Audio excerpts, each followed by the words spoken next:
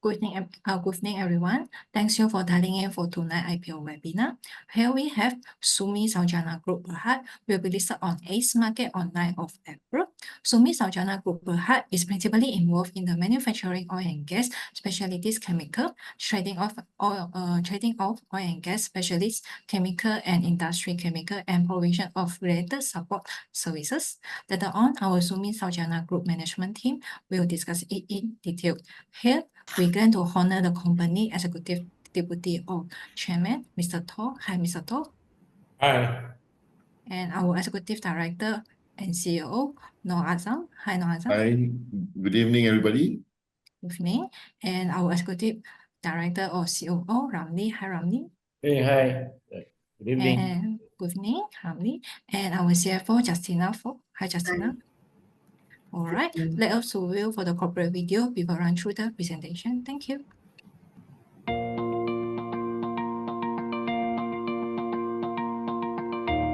SumiSaujana, a Malaysian presence in the global energy sphere. Established in 2010 in the industrial heart of Puncak Alam, we have been at the forefront of specialty chemical manufacturing. With a strong foundation laid in the oil and gas industry, we have begun venturing into new product lines designed to cater to the ever-evolving demands of the industrial world. Innovation, collaboration, sustainability. These are the key values our operations revolve around. Our products and solutions are tailored to continuously meet the expectations of each industry's requirements, ensuring optimal performance in various operating conditions. Our fully equipped laboratory is handled by a team of competent chemists dedicated to research and development, as well as stringent quality control of our products. Our dedication to innovation serves companies around the globe, working together with our customers through partnerships and collaborations to improve our offerings and develop their competitiveness. With more than 70% of our products exported from Malaysia, we deliver our offerings to various oil and gas operators, service companies, and other industries worldwide. Our focus on quality extends beyond efficiency. Sustainability is always at the core of what we do, utilizing plant-based materials in our formulations since the beginning to help our clients, our supply chain, our community, and our planet benefit from our continual growth.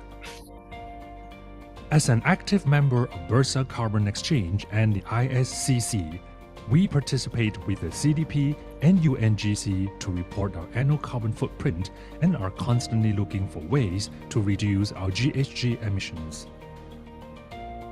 Building on our responsibility to play in corporate governance, personal safety, waste management, and environmental protection, we continue to incorporate the aspects of health, safety, security, and environmental protection among our employees and business partners. We emphasize strategic initiatives that diversify our offerings for low-carbon solutions. Partnering with like-minded people, such as Topso in the catalyst business, is important for our collective mission of assisting others to achieve their goals of decarbonization and emission reduction. We strive to continuously upgrade and expand our production facilities, enabling us to scale up our capabilities and extend our global reach to satisfy the limitless demands of the industrial market and position ourselves as a leader in the specialty chemicals worldwide. We are here to make your visions and ideas for solutions a reality. We are here to guide you through the world of sustainable chemistry. Selamat datang and welcome to SumiSaujana Group Bhd, your partner in excellence. All right, thanks for the corporate video. Without further ado, we will pass the presentation to you, Justina. Thank you. Thank you. Okay, thank you, Sek-In. Okay, I would like to start the presentation. First, we would like to present the IPO offering summary and timeline, followed by the corporate and business overview, financial overview, key competitive strengths, industry overview, and lastly, the future plans and utilization of proceeds. The IPO summary and timeline. SumiSaujana will to be listed on the ACE market of Bursa Security with an IPO price of 24 cents per share. The total enlarged share capital upon listing will be 1.44 B, with market capitalization of 346.5 million. The target dividend payout is 30% of PAT.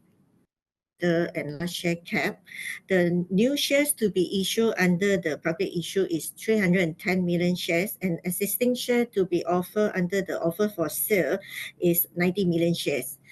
The retail offering, which consists of 5.02%, will be allocated to the Malaysian public, and 1.69% will be allocated to the eligible person. In terms of institutional offering, 8.5% will be offered to the identified institutional and selected investor, and 6.27% will be offer to the identified Bumiputra investor approved by MITI. While for the offer for sale of 6.23% will be offered to the identified Bumiputra investor approved by MITI. The tentatively timelines, the opening period is 13 March, the closing period is 25th March, balloting will be on the 28th March, and allotment is on the 7th April. The listing date will be 9 April 2025. We intended to raise 74.4 million from of IPO proceeds from the IPO, and the detailed utilization of proceeds will be explained by India Aslam in the later slide. Next will be our group structure after the IPO. The holding company, Etron Holdings and Berhad, is holding 64.95% of the shares after the IPO, and the public institutional investor and eligible person will be holding 27.71%. And there's the three individual promoters will hold about 3.4%, and there's also four other pre-IPO investors will hold about 4% of the shares.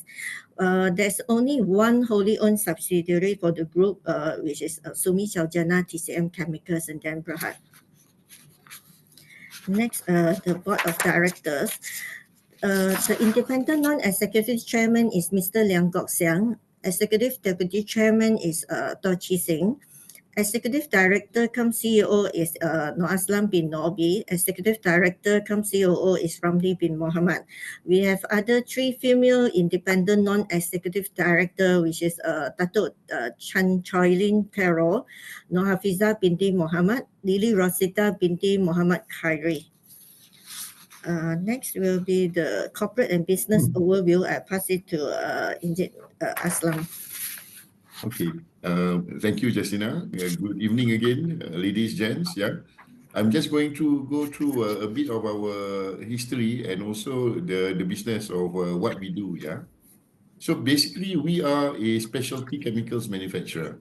It so happens that we started in the oil and gas industry, but we are moving towards more plant-based, sustainable specialty chemicals, industrial chemicals, and fine chemicals since the past 2-3 years. Yeah. So just to give a brief recap of how we started, we were incorporated, SumiSaujana TCM Chemicals in Berhad, the wholly owned subsidiary now under SumiSaujana Group Bhd. The company was incorporated in 2010. Initially, it started off as a joint venture between ourselves, SumiSaujana, and our US partners. Yeah, in 2010. Yeah, they were the initial technology providers to us. But however, in 2022, we bought them out and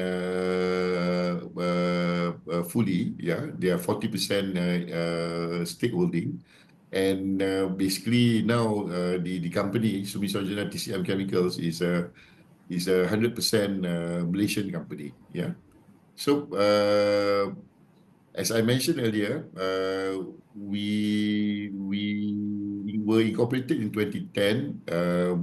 We started our first commercial production and marketing in early 2012. we established our first business relationship with Baker Hughes and customer A in 2013 to supply our drilling fluids chemicals. In 2014, we entered into a global strategic master purchase agreement with customer A. In 2016, we began our business relationship with customer B and also registered with Petronas in the same year. Yeah. While in 2023, we signed a strategic global supply agreement with Baker Hughes and also secured a tolling service agreement with Petronas for the graphene processing and manufacturing. Yeah. In another noteworthy landmark is in 2022, we entered a distribution agreement with Topso AS. It is a Danish company for the supply of refining catalysts and absorbents to various Petronas subsidiaries and other oil and gas majors in Malaysia that operate either a petrochemical plant or refineries. Yeah. And again, awards and recognition, I think one of the key awards that we won was in 2022. We were categorized as the, what do you call this? The best Entrepreneur Excellence Award or the Prime Minister's Award. Yeah. So moving on to the next slide. Basically, this is the industry we serve. We manufacture two key products line. One are the drilling fluids chemicals, and the other is the production integrity and refinery chemicals. And the third, which we just embarked on the specialty oleochem and also the fine chemicals. Yeah. So essentially, we do a lot of work in reaction of fatty acids. So that's where our product goes into. Like the drilling fluids, chemicals and additives that goes through the upstream part of the oil and gas industry. We make drilling fluids and chemicals. So this goes into the actual drilling mud that goes into the drilling activity, whether it's an exploration well, appraisal, development well. Yeah. And that's one of the key business that we do. While the production integrity chemicals are used in the pipeline, all the way from the upstream part down to the midstream, which is the oil and gas terminals, all the storage facilities. Yeah. And also some products go into the downstream oil refining petchem plants. Aside from the chemicals that we manufacture, for the downstream part of the business, one of our biggest products that we trade or sell are the catalysts. And also we do the spent catalyst administration. We do the sulfiding work. Yeah. So it's a full range of activities that we do in the oil and gas industry. Our current facility in Puncak Alam have 5 reactors, 3 hybrid blend tank reactor and 6 blend tanks, with a total annual capacity of roughly about I think about 35,000 tons. Yeah. In terms of the main production activity. Yeah. And if we go to the next slide. Okay. So these, as I mentioned earlier, these are our key business. The manufacturing activity still comprise of about 85% of our current business. Yeah. So manufacturing is our key activity, while the trading and related support services are about like 15, 20, 25% year on year. Yeah. On the drilling fluids chemicals, we manufacture products like emulsifiers, rheology modifiers, wetting agents, lubricants, drilling mud thinners. Again, these chemicals and additives are used to make up the drilling mud, which is essential part of the drilling business. Yeah. And while on the production refinery chemicals, we manufacture products such as the corrosion inhibitors, the hydrogen H2S scavengers, we call it, pop point depressants, and sand agglomeration chemicals. Yeah. And I've already mentioned about the main part of our trading and support services. Some of the support services are to cater to the manufacturing activity that we do, while another part of it, again, the business of the supply of the catalysts and all other ancillary work. Yeah. Okay. So next slide, please. Yes. Okay. So again, just to show year on year, our manufacturing activity is our largest component of our work. We distribute our products directly to our customers, simply because a lot of the work we do, because we do a lot of R&D and products development work for our customers and ourselves. So the two key areas where we do our work, we supply direct to our customers, and we supply products under our own brand names. Yeah.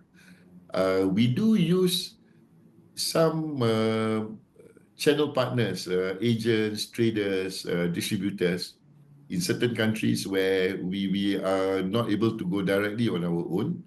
However, I think this business will grow in the coming years, simply because I think there are certain countries now that they are going for localization, and we do have to partner local companies in that particular country or regions, yeah, to get on with our work. Yeah. So next slide, please. Okay. So 70% of our products are exported out of Malaysia, and we serve a global market. Yeah. Only 30% of our business are in Malaysia itself, year on year, roughly, while in total, about 65% of our work are in Asia Pacific. We supply to countries like Thailand, Indonesia, Australia, New Zealand. Even products, our products are going into China. Yeah. The other bigger market is actually the Middle East, which comprise maybe about 35% of our work, while the balance are going to the Americas. We supply products to North America and South America whenever the freight rates allow us to do that. Yeah. And I think, okay, that's my part done. I'll pass it back to Justina to give you guys a bit of our financial overview. Yeah. Thank you, Aslam. Okay, revenue by business activities. About 80 to 85% of our revenue are contributed from the manufacturing segment, and about 15 to 20% is contributed from the trading and related support services. While under the manufacturing segment, about 70% is from the drink fruits chemical. And our revenue is on the upward trend from 2021 to 2023. It increased from 96 million in 2021 to about 200 million in 2023, with CAGR of 44.1%. If you look at for FPE 30th September 2024, the revenue for 2024 is 130.7 million, while compared to FPE 2023 of 131.5 million, which is very consistent. Next, the revenue by distribution channel and main customer base. More than 90% of our revenue are from the direct distribution, and about 2 to 5% is from the indirect distribution. And revenue by principal markets, our revenue for FPE 2024, about 75% are from the Asia Pacific region, and about 15% is from the Middle East region, while the balance 10% is from other regions such as America, Europe, and Africa. And Malaysia contributed approximately 30% of our total revenue. Next is profitability. The profit, net profit is the gross profit is maintained above 30% throughout the past 3 years, and the profit after tax margin is at the range of 10% to 15% from the 2021 to 2023. Well, as you can see, for FPE 2024, our PAT margin slightly dropped to 8%, which is mainly due to first is the lower revenue due to OPEC production cuts affected the drilling activities in the Middle East region. Secondly is the forex loss of about 7 million for 9 months period ended 30th September 2024 when USD weakened from 4.7 to 4.1. And third is the one-off listing expenses of about 500,000. And lastly is the substantial increase in freight costs in 2024. Next is the balance sheet. The cash and cash equivalent for FPE 2024 is 20.7 million, and the total equity stands at 81.3 million. Total liabilities reduced to 46.6 million, and total asset is 127.9 million. Next, current ratio and gearing ratio. We have a healthy gearing ratio at the range of 0.25 times to 0.34 times for the past 4 years. And our bank borrowings are low, many are trade lines. And in terms of current ratio, the current ratio is at the range of 1.64 times to 2.72 times. And it increased from 2023 to FPE 2024 from 1.64 to 2.72, mainly due to lower trade payable and lower bonus accruals. Next, key financial ratios.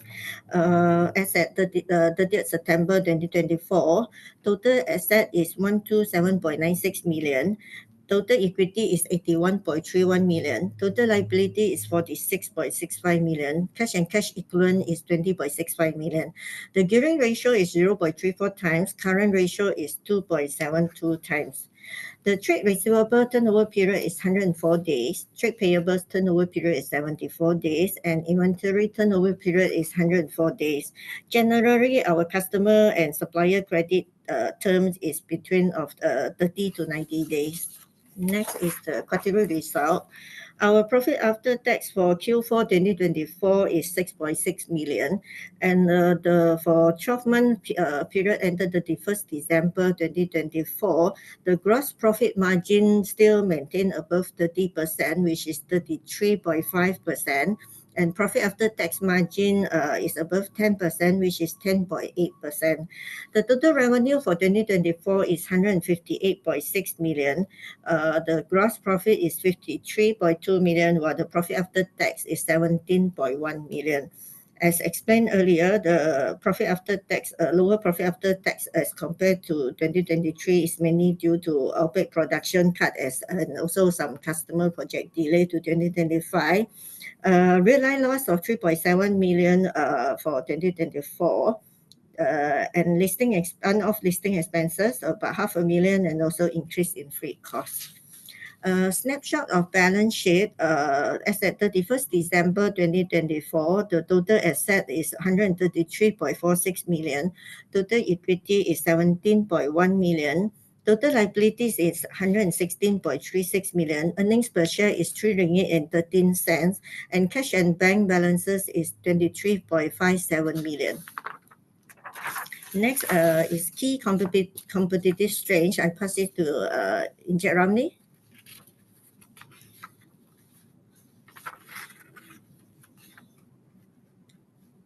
You're muted. Yeah. Sorry. Thank you, Jess. Okay. Good evening, all, ladies and gentlemen. Okay, I'm going to talk about the key competitive strength that SumiSaujana have for the time being now. As for now, the most important element in our company is we do have our the strength is on the R&D development of to manufacture products according to the needs of our customer. Okay, number two is our lab and also our plant equipment. Okay, since the beginning of SumiSaujana TCM, we have really invested about 23 million to look into or to invest into R&D and also the equipment.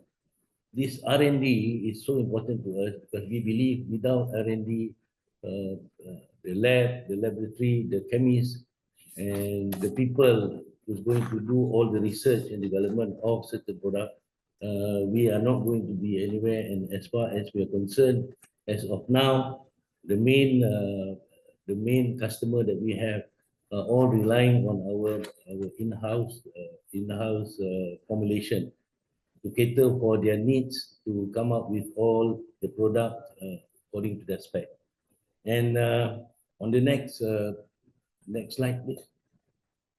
We have established ourselves in 2010, and throughout the years, we have about 5 repeat customers, account for more than 80% of revenue, with relationship lasting from 6 to 12 years.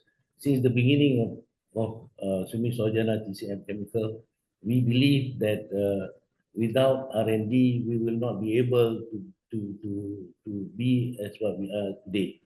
And without R&D also, we will not be able to cater for the request made by our main customers.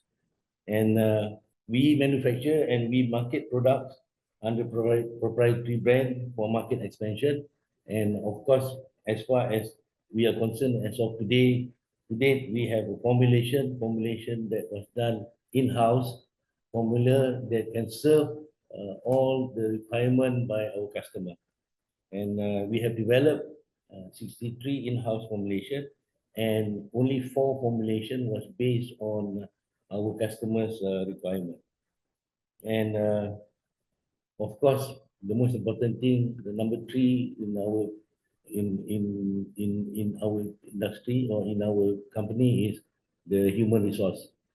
We have experienced key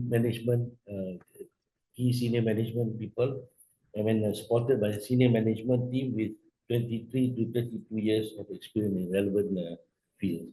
And the most important thing also, we have about 26 chemists as of today to serve our R&D.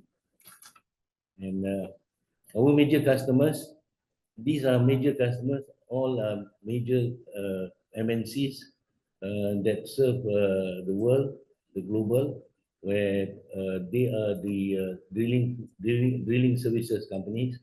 And our major suppliers, we have about to ensure suppliers, to ensure that our raw material, we are not only relying only 1 or 2, but then in fact with the formulation that we developed, we managed to ensure that we always be able to be competitive by having all the formulas that can help reduce the cost and all and so on and so forth. So we are not since the beginning when we started, we only have 1 formula given by our partner. And as of today, as what I said just now, we have about 64 formulas which is done in-house. And those are the strengths that we have in our company. Okay, then I will pass it on to Mr. Toh to continue on industry overview. Yeah, thank you, Rami. Good evening, everybody. I'm going to talk about the industry overview. Yeah, I think agenda number 5, the second last agenda. I think you have heard from all my colleagues what we do and our numbers and our key strength, yeah? Our R&D and our plant in Puncak Alam. I think many people have actually asked us, when we do a roadshow like this and do a webinar, I think they want to know who are our competitors in Malaysia and beyond, or in this region. Yeah? So actually we have engaged a this slide, you can see a table. This table is put up by an independent market survey company, and there are about 9 companies, SumiSaujana included. So you can see some of the companies you may be familiar with. Yeah, Hexstar Kimia, they are part of Hexstar Group listed co. Mikas, which is part of USMA, is also a PLC. Overcam, HB Lab, you know, they are competitors here in Malaysia, and sometimes we bid against them with Petronas. Okay, what are the differentiation between all these other companies? Yeah,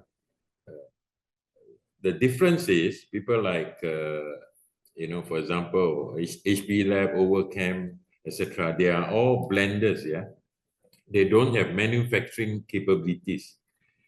Whereas for us, we have reactors and we have reaction capabilities. Yeah, and I think there's a question posted online. Yeah, how are we different from Oleon? You know, from there's a live question. Yeah, I think Oleon is a company HQ in Belgium. Yes, they have a reactor here, but their main business is in the ink, polymer, and food industry. Yeah, they are quite small in the drilling fluids. Yeah, they only have the lubricants market. Yeah, so in summary, SumiSaujana, we have manufacturing capabilities, and we are also not Malaysian centric. Most of our other companies, they operate mainly in Malaysia. Yeah, whereas we export 70% of our product, yeah, globally. So that's the difference. Another thing we want to talk is about the barriers to enter into this market. And the entry barrier is very high because, for example, you know, the oil and gas industry is very conservative, especially on the drilling chemical, production chemical side. In fact, if you just now, Aslam bring you guys through our milestone, yeah, when we started in 2012 to get our first product approved by our customer, I think like Baker Hughes, it takes us about 2 years, you know, and we have to send our product to their lab in Houston, to their lab in Aberdeen, UK, and some customer they have lab in India, in Pune. Yeah? And the approval process is very vigorous and very strict.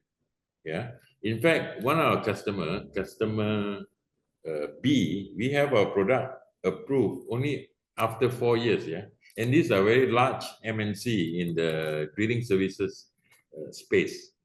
So the entry barrier is quite high. Therefore, you don't see similar company like us in Malaysia. Yeah. Another barriers to entry is the know-how. Yeah. We are very lucky because we started a joint venture with our US partner. So the basic formulation actually came from them, right?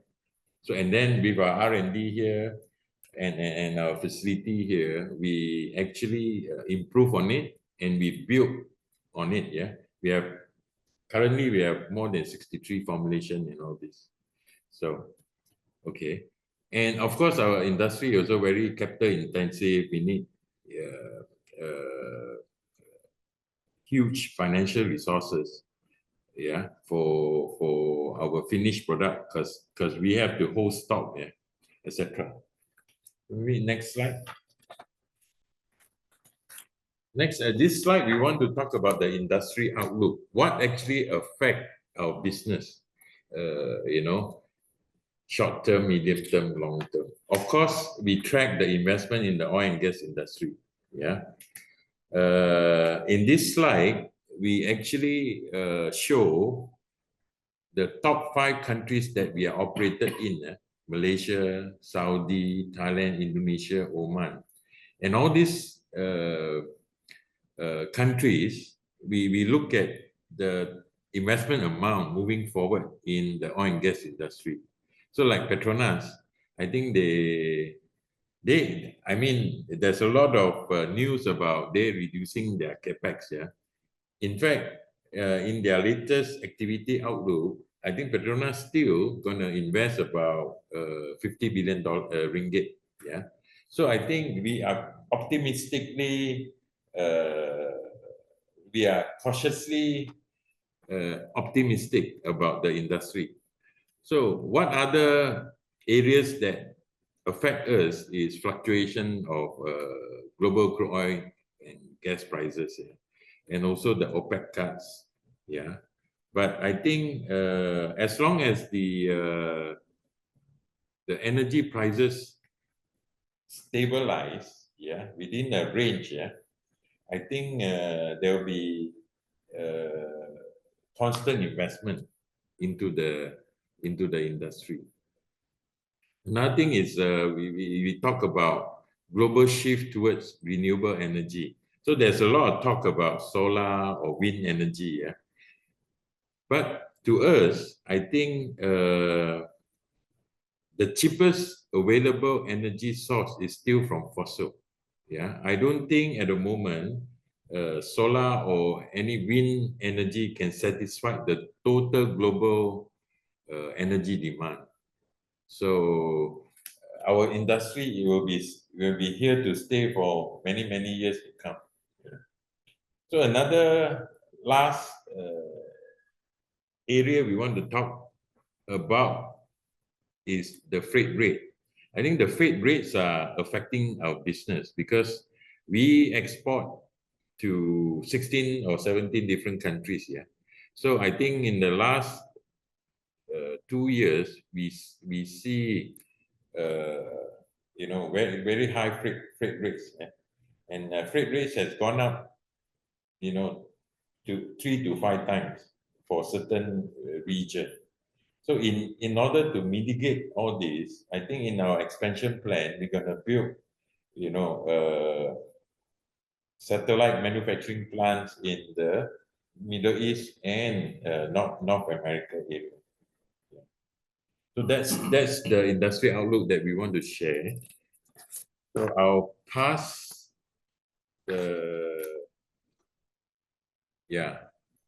over to Aslam to talk about future plans and utilization of proceeds. Yeah, thank you. Thank you. Okay, well, a quick run into our future plans and business strategies and the utilization of proceeds. From the slide, you can see that our 2 key areas of the business strategy is actually the business expansion within the industrial chemical sector, and also in Malaysia, and also in a foreign market expansion. Yeah. So the other 4, the acquisition of the Puncak Alam factory, the installation of the solar PV panels, acquisition of the new Puncak Alam warehouse and corporate office, and establishment of the new R&D laboratory. I'll explain that a bit more when we go through the utilization of proceeds. But those 4 are basically, I think, are the enablers for us to grow further, yeah, to what we want to do within the Malaysian specialty chemicals industry and also in the foreign markets. As we've explained earlier, one of the key areas of growth for us are into the what we call the specialty oleochem or fine chemical industrial market. Yeah, and these are for products such as what we call plant-based lubricants, plant-based thermal transfer oils, yeah, polyesters. So if you see one of the questions I've been reading through, the question that one of you all posed, which markets or partners or JVs are we looking at? It is into this what we call less toxic or non-toxic plant-based biodegradable materials, yeah, polymers, esters, polyesters. Those are the key areas of growth that we are looking at within the specialty industrial chemicals business, yeah. And then going on to the foreign market expansion, as we've explained also, I think one of our key areas of concern is always freight.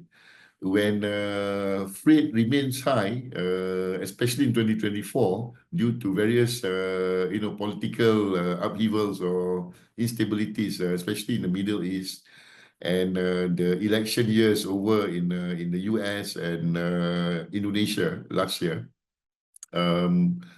we cannot serve our market, our traditional market, simply because the freight rates are just too high for us to send products over, especially to the Middle East and North America.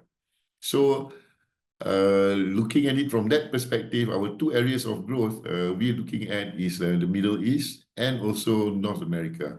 Why Middle East? Simply because that's the jumping board over to Central Asia and also to Africa, where we do have customers. And why North America? Again, because that is the most closest to go to South America at more economical values, yeah. And I think moving forward, especially with a new US government in place for the next at least 4 years, it also makes sense to invest in North America just to localize our work and try to expand our business within North America and also within South and Central America. Yeah. So I'll explain the other 4 parts of our future plans with regards to or in connection to our utilization of proceeds. Yeah. So the part about the utilization of proceeds, number 1 is the acquisition of our new Puncak Alam warehouse and new Puncak Alam corporate office. Simply because we have already outgrown our current place. You know, in Puncak Alam warehouse, Puncak Alam itself, we have 3 other different warehouses, plus warehouses in Port Klang and also in Stokehaven. So it is just a strategic move to have all our warehousing needs as much as possible to be centralized within our production facility. Yeah. Similarly, with our corporate office, we have like maybe 3 different offices in Puncak Alam, 2 other different offices elsewhere in around Damansara. Yeah. So again, the idea is to strategically put everything together in one place. So these acquisitions will be about 54.03% utilization rate of our expected proceeds of about 74.4 million ringgit. Yeah. Second, the acquisition of the existing Puncak Alam factory. Again, we have been leasing this facility since day 1 of our operations, and all our production, manufacturing facilities and lab and office space are in this facility. Again, I think it just makes strategic sense to purchase this factory lot and utilize it for many more years to come. Yeah, it is not. I don't think it's quite strategic to move out of the place at the time being due to the a lot of investment made on the equipment. Yeah. And that acquisition will actually use about 25.4% of our proceed, about roughly 18.9 million ringgit. Number 3, the utilization is on the capital expenditure, i.e. actually to part finance our IT infrastructure in the new Puncak Alam corporate office and our existing facility. and also the installation of a PV system at the current factory area. Yeah, so that will utilize about 2.08 million or about 2.8% of our proceed. Number three, one of the other key areas is the expansion of our R&D division. That will utilize about 10.24% of the proceeds, or roughly about 7.62 million. We have actually outgrown our current lab facility, big enough as it is in our current what do you call this, factory area, and we simply need new equipment and a bit more space to do our R&D work, yeah, and also other products development for future needs. Yeah. Finally, part of the proceeds will go into the listing expenses, and that's roughly about 5.6 million ringgit. Yeah, I think that ends our presentation, and I think I'll leave it to Shane for the Q&A part. All right, thank you. Thank you just now for the presentation. Okay. Okay. Have you guys ready for the Q&A section? Yes, ma'am. Right. Okay, the first question, is asking for the tariffs. How will the recent imposed tariffs affect your business? Is this bring negative impact or any opportunity for your company? Okay, let me try to answer that question. Yeah. Okay. So basically, I think the wonderful thing is that we are a neutral country. As insofar as what we can see, since especially the new US government have been installed, is that we are getting more inquiries and orders from both the US and also China.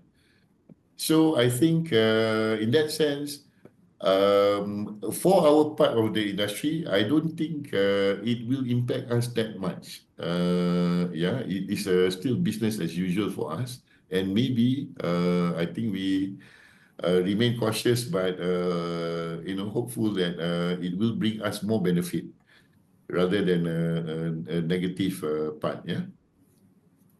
Okay. Okay. How does SumiSaujana serve its major customer and maintain long-term relationship? Okay. Again, we basically we use Malaysia as our base, but in a way, actually, we are quite globalized in the sense that we have our marketers that visit our customers in those various regions, whether it's within Asia Pac, Middle East, and North America, very, very regularly. There are always these monthly visits for our marketers to go around. And we do have basically a marketing representative in the UK and in Singapore to help us with our business. So that's how we keep our relationship going with our customers. With our current customers, actually, we are quite close to them in that many of our customers are basically headquartered in the US. And we visit the US at least every 2 months, yeah, to get the latest market information, and also in terms of the relationship. And again, it is always being part and parcel of our business, and we're going to continue. Yeah. Okay, quite good. Keep relationship with customer and regular keep update for that. Okay. Okay. For this is a peer question. I think just now Mr. To already explained it. Is there anything you want to add on?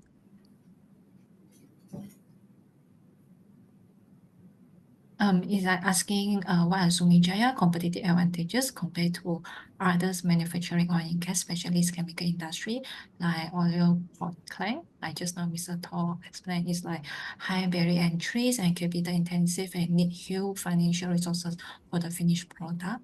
Is there anyone to add on? The other competitive advantage that we have, again, huh? Oh, okay. I mean, we do have customer, we have, you know, in our milestone, if you look at, we have global supply contract, right?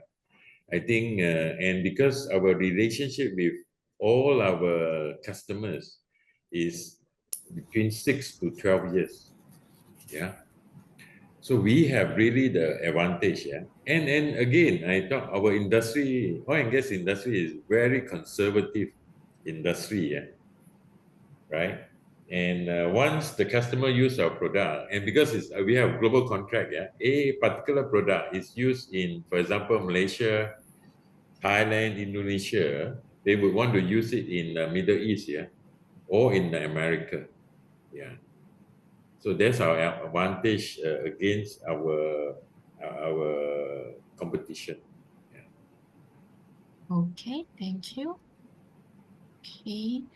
Okay, just now you also mentioned the R&D, right? What is the percentage of your revenue do you intend to allocate to your R&D? Let me take this up. In the past, we allocated about 2 to 3% of our total revenue for the R&D. To date, we have about 27 chemists in the lab, which is about 13% of our headcount. But moving forward, with the new R&D, we intend to hire additional about 7 additional chemists to cater the R&D facilities. So the allocation will be more in the coming years. Okay. Just now you mentioned it's like 13% of the headcount. Yeah, the chemists. Yeah. Chemists. Okay. Okay. Just now we also discussed about like you have expand your business to 16 foreign country that you operate now. Do you plan to expand into other foreign market in the near future? Yes, absolutely. I think one of the key, or basically the two key target areas that we have not been able to consistently penetrate is always Africa and also South America. Yeah. So this ties in with our requirement to have either a JV or our own facility in the Middle East and North America. Yeah. And these two key markets, especially like South America, it is a growing, for the oil and gas side, it is a growing concern, especially if you guys have been reading in the past year or so, countries like Guyana, Suriname, yeah, aside from Brazil and Argentina, are coming up again in the oil and gas part. Yeah, and the other one is actually for the other range of products, the non-toxic products. This is also a growing market, and we have not really tapped that fully. Yeah, so that's one of the other areas that we want to go into. Okay, thank you. Okay. Have your in-house R&D formulation for oil and gas specialist chemical been registered for IP protection? If don't have, do you intend to do it? Okay, Ramli, you want to try and reply that?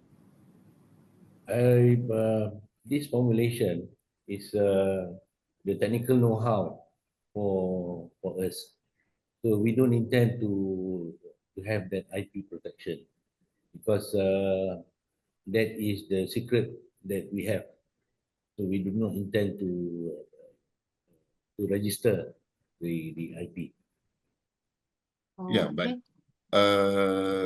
insofar as IPs are concerned, we do have how many, Ramli? 4 primary and 2 other secondary, right? Patents. We have four US patents.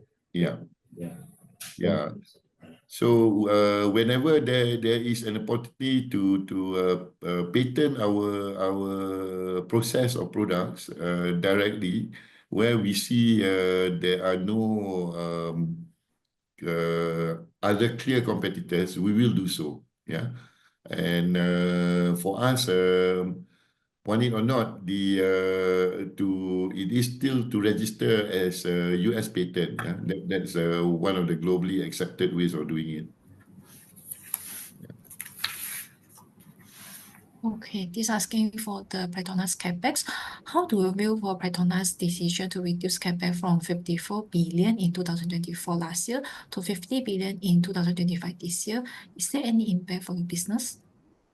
Yeah, we do get questioned on this a lot, especially with regards to not only the capex reduction, but the ongoings between Petronas and Petros. Yeah. As we stated earlier, I think one of the advantage we have is that we are not really tied to the Malaysian market. Yeah, though it's still about 25-30% of our business. Our drive is always to go for the export market, and I think this balance between local Malaysian requirements and global business will still be there. Yeah, I mean that's one of our key strategic objectives in our business. So that will continue. So to answer it, to a certain larger extent, yes, but it is not a big impact to us. Yeah. Okay, because you had diversify your business to overseas and different clients. Correct. Okay. Okay, sustainability question. Is your company have any sustainability initiative aligned with the government goal for introducing sustainability evaluation field SAF by 2027? Yeah, let me answer this. Yeah. Okay, I think in 2022, we actually was appointed by Topso as their agent. Yeah, and today we are their distributor for the Malaysia market. Topso, a Danish company, they are the world leading company in green technology. Yeah. They are big into SAF, SAF, green methanol, green methanol, Green hydrogen, etc. yeah. Yeah. What's this? You know, So, this me, no, Aslam, yeah, is we were mentioning green methanol, green hydrogen, yeah, yeah, yeah, and we are working with Petronas on some of their initiative to produce SAF, yeah. And there's one or two local companies already talking to us on the technology, because to convert this SAF, the feedstock is either UCO or POME or any other EFD, palm oil derivative and all this, yeah. And through Topso, we will provide the process technology and the catalyst. Yeah.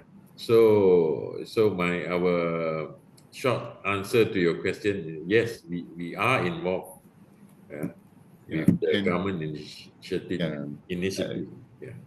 Okay, may I just add also, it doesn't, for us actually, the work continues on also on our manufacturing side, yeah.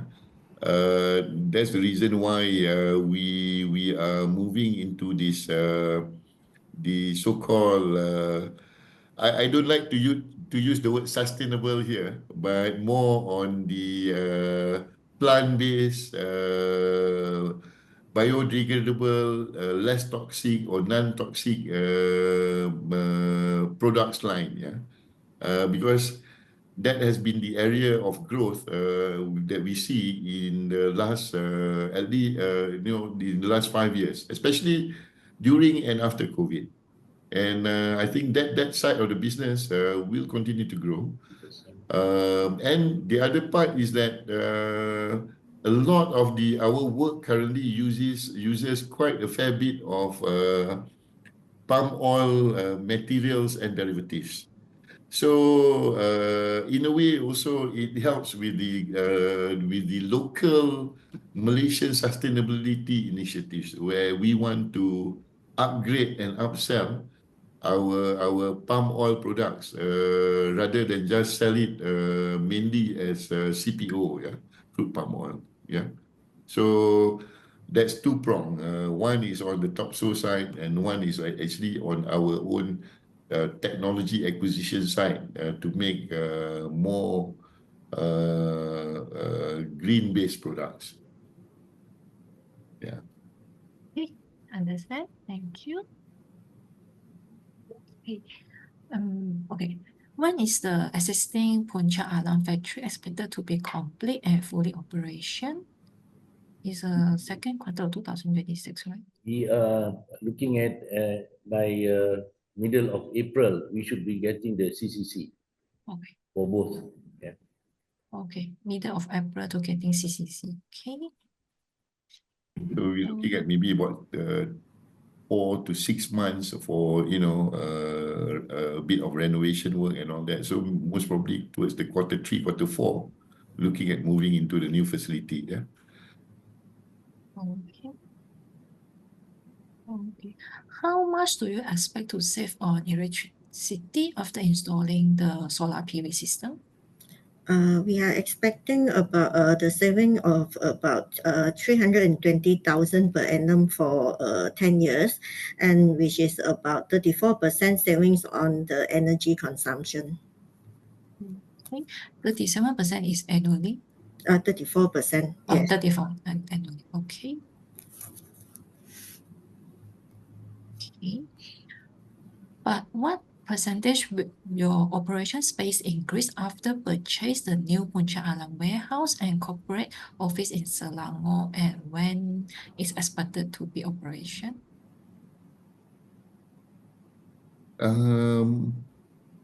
Okay, so when is expected to be operational? I think the warehouse will come first. Once we are able to use the proceeds from our IPO, I think our intention is to purchase all the facilities, right? The most urgent part, honestly, is the warehousing. We have too many warehouses, so that one will definitely come first. Yeah. I think our intention is to try and move in as fast as possible. But there are some there is a need to install new equipment over at the warehouse, so that will take a bit of time, maybe a couple of months.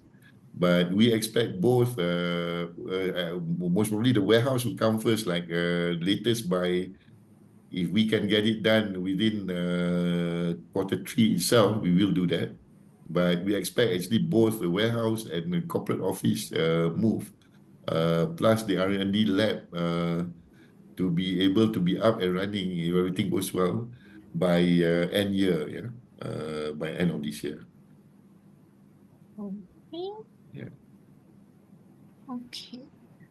What are your formulation target for oil and gas chemical over the next 2 years? That is an interesting question. I think your one is based on PO, right? Yeah, what are your formulation targets for oil and gas chemicals over the next 2 years? Okay, I guess I'm trying to answer this, trying to understand the question too. For our oil and gas chemicals, actually, we are continuously evolving. Year in, year out, we work maybe on roughly about anywhere between 10 to 15 different types of products, or an upgrade of the older formulations. Yeah, so I think that if you're talking about the formulation targets, yes, that's where we are. I think that's going to continue. But of the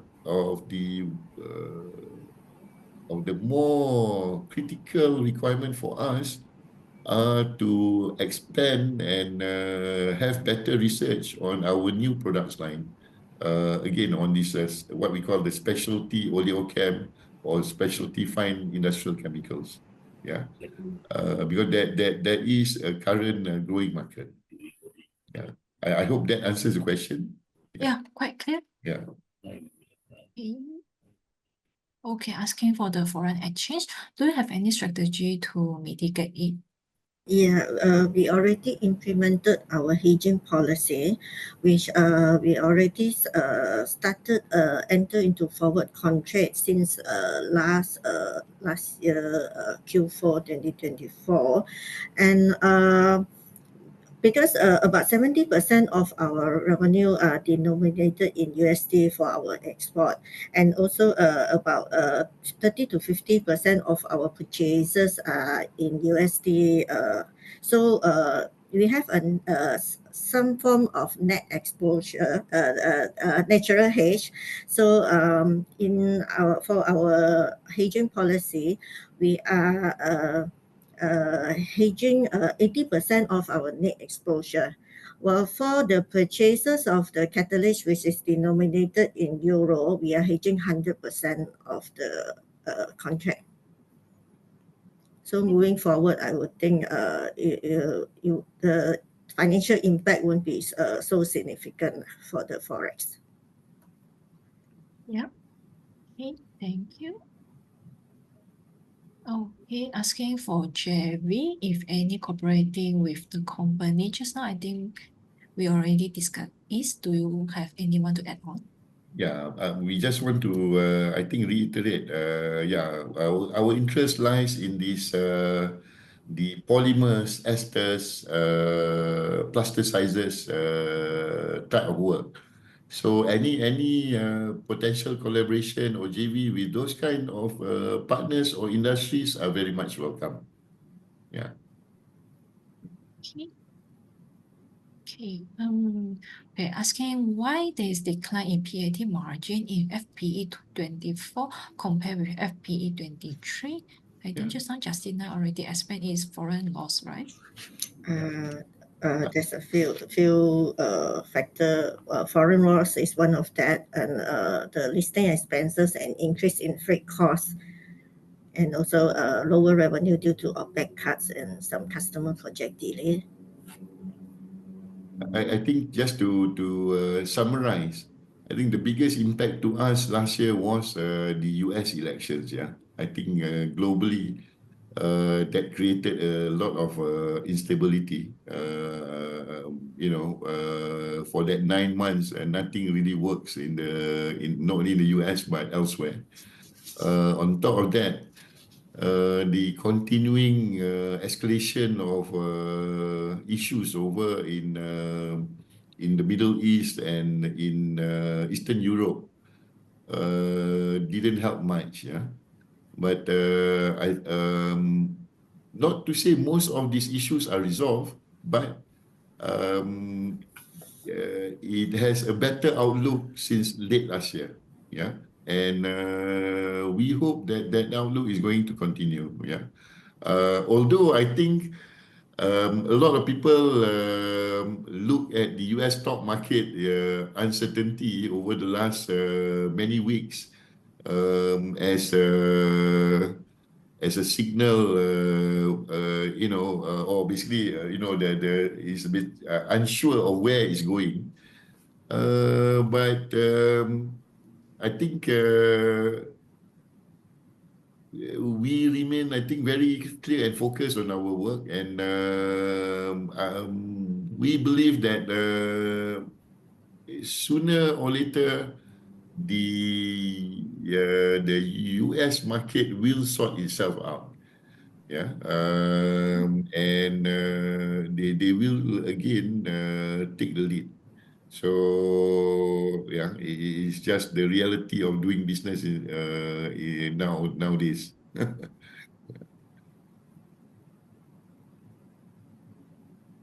think just now we also answered the question for, yeah, I combined the two questions with Choi YG. Okay. Yeah, I think we like to answer that. I mean, the main we are the first ones to say that last year was a very challenging year. Nothing to hide. Yeah, we are being very open and honest about it. We did not try to prop up our numbers for 2024 simply because it wasn't necessary to do it. The main differences, I think, in terms of business is that the other companies are operating on a Malaysian level almost fully, almost 100%. I think that's one of the key differentiating factors. We try as much as possible to play more on the export market, the global market, where we think we have a better chance of growth rather than just looking inward into Malaysia. Yeah. And again, that strategic policy will continue for us. Okay, this question quite interesting. How do you view for the future price trend for fatty acids because it's quite important raw material for business? Yeah. So again, one of our key R&D work is to try and use as many types of fatty acids as we can to leverage off this concern, not only on pricing, but material shortage. So as Ramli had explained in our earlier slide with regards to our major suppliers, we do not rely on any one major supplier or any one type of fatty acids for our work now, yeah. And that's one of our key strategic moves, to be able to create products that we can sell based on specification, not on the raw material makeup.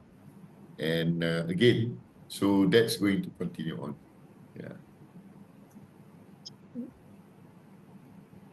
Okay, there is two questions asking for the utilization rate. Okay, what is your current utilization rate? And yeah, and how does it compare with the historical level and for the warehouse too? Okay. In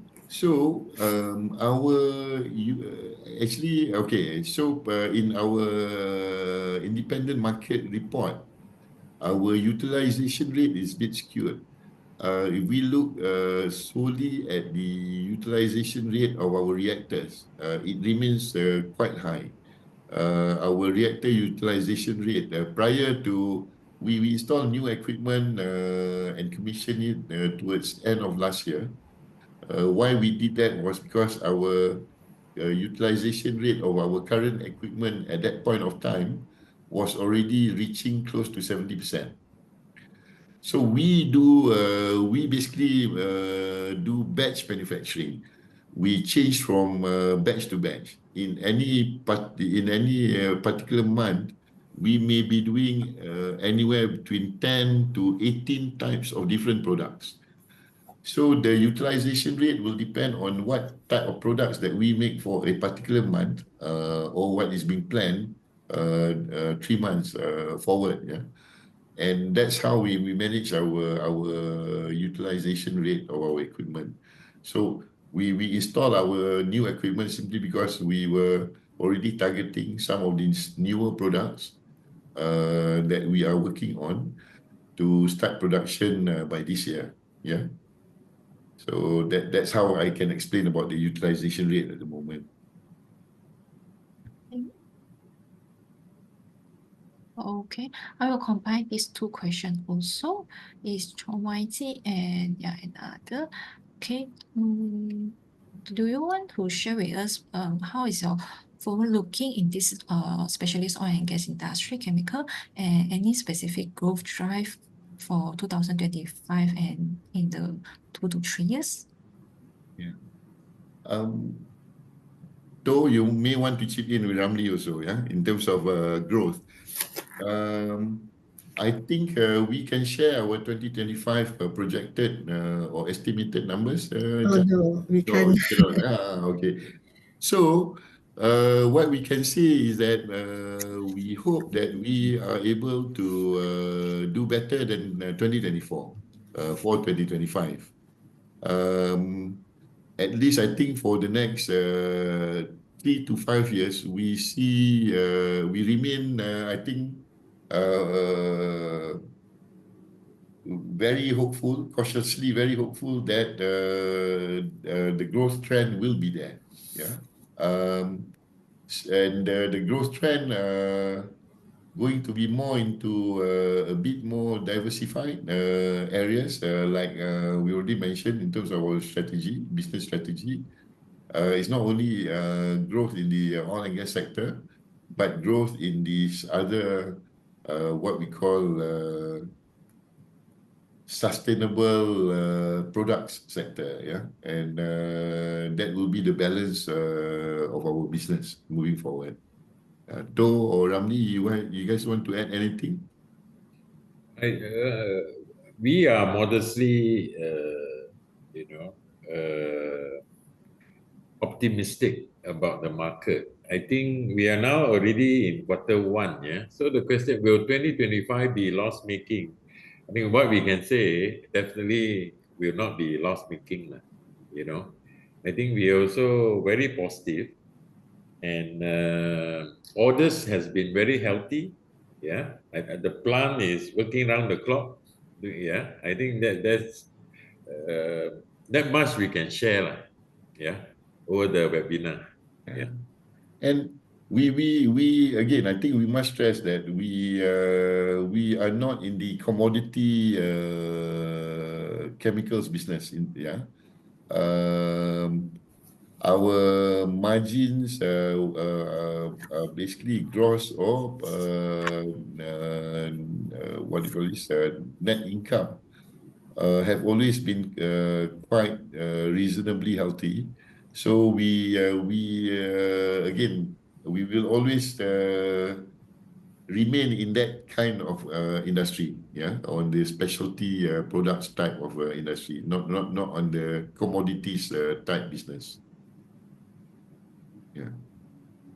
Okay, quite clear. Also, with the right cost control and revenue driven and the perspective of the growth drive, there's still room for sustainability for profitability in the future.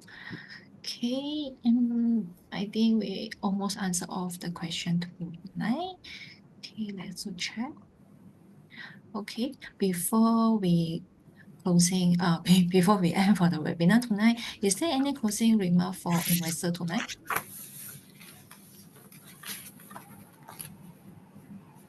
Well, So you want to give thank you for your last words? time. Thank you. Yeah, if you have any more questions, maybe you can post it to Rakuten, and we are happy to answer. Yeah. You know, yeah. I think my final remarks is, I think we have undergone ups and downs in the oil and gas industry. And last year was challenging year because I think especially in the Middle East, yeah, there's a lot of projects been cancelled and delayed. And I think we are seeing all these projects coming back on stream, yeah, even in the States, yeah. I think that's why for 2025, we are very positive about, the growth as compared to 2024, yeah. Okay. Is there anyone to add on, Rami? No, at the moment. How about you, Azam? No, I think To have succinctly put forward our thoughts on the matter. Yeah, I think again we look forward to serving you all as our shareholders and partners. Yeah, in the what I call is continuing journey of our organization. Yeah, that has always been our idea to move forward together with all Malaysians. Thank you. Okay, thank you, Adil. And how about Justina? Do you have anything to add on? No, nothing from me.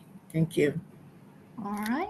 Thank you. Thank you everyone for tonight present for SumiSaujana Group Bhd. And yeah, thank you, Mr. Tok. Thank you, Azam, and thank you, Rami and Justina for tonight. Okay. Yeah. And Thank okay, you. once Thank again, you, Segi. congrats on your upcoming listing on the ACE market on April of 9. Okay, thank you. Okay, thank you. Thank you. Bye, everyone. Good night. Bye.